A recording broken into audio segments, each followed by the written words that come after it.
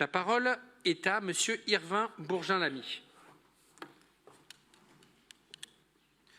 Merci Monsieur le maire. Chers collègues, nous pouvons nous féliciter aujourd'hui de la reprise du dialogue avec le Paris Saint-Germain concernant l'avenir du Parc des Princes. C'est une première étape essentielle qui répond à un engagement politique fort, une priorité de notre campagne municipale. Cette reprise des discussions avec le club est souhaitable, nécessaire et même essentielle. D'abord, parce que nous l'avons toujours dit, nous voulons que l'avenir du PSG continue de se jouer à Paris. Laisser partir le club à Massy, Poissy ou ailleurs signifierait une rupture historique pour tous les supporters, pour les Parisiennes et les Parisiens très attachés à leur club et à son image de champion, et pour le rayonnement international de notre ville, cela signifierait une perte considérable. Cela n'est pas une option. Ensuite, parce que ces discussions doivent permettre d'accompagner la transformation du stade. C'est une évolution devenue légitime et nécessaire.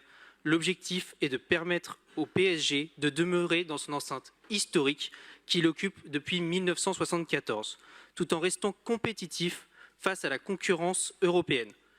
Cela ne se joue pas seulement sur le terrain, mais aussi dans la qualité des infrastructures, dans l'expérience offerte aux spectateurs et spectatrices, aux supporters, dans sa capacité à accueillir de grands événements et dans son attractivité internationale.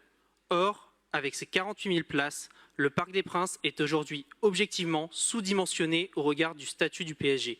Il n'est que le 4e stade de Ligue 1, derrière le Vélodrome à Marseille, le Parc OL à Lyon et le stade Pierre-Mauroy à Lille.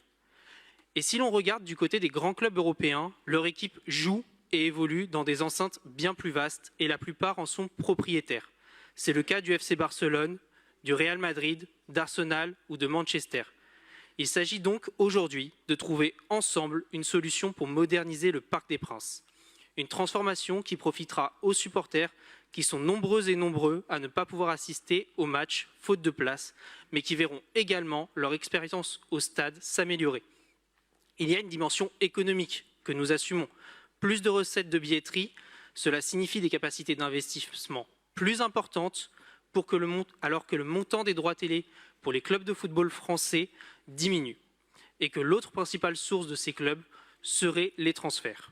Pour toutes les habitantes et tous les habitants de l'Ouest parisien, ce changement signifie un stade mieux intégré dans son environnement urbain et pour l'ensemble des Parisiennes et des Parisiens, comme Emmanuel Grégoire l'a annoncé, un réinvestissement massif dans les équipements de proximité.